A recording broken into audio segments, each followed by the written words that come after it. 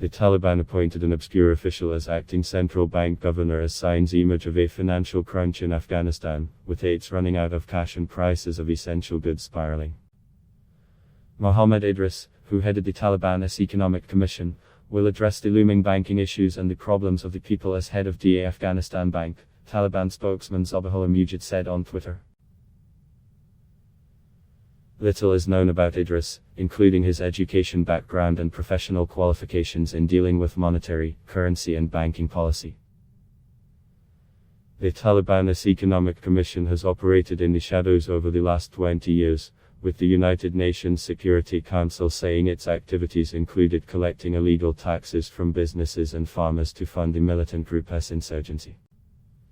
Prices of food essentials like flour and oil have risen by as much as 35% over the last week in Kabul, according to residents.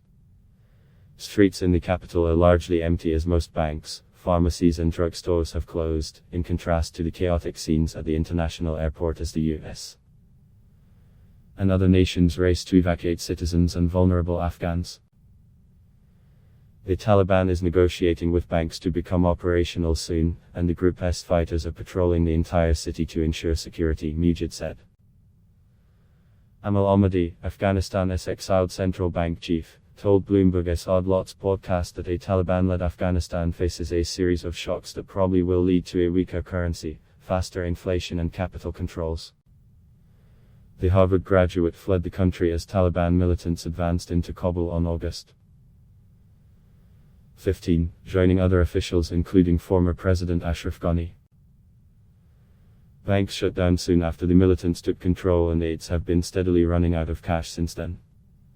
The Afghani hit a record low last week. Even the Western Union offices are shut in Kabul, said Mustafa Hakbeen, a Kabul resident and an English trainer at a private tutoring center, which is shuttered for now. Food prices have never been higher. We are being suffocated. Mohammed Rafi Taib, a finance ministry spokesman, said Monday that banks would open within a few days. Even though the finance minister had left Afghanistan before the fall of Kabul, the ministry is back to work and all of its staff will remain in the same positions as they were before the Taliban took over, Taib added. Adblock test why?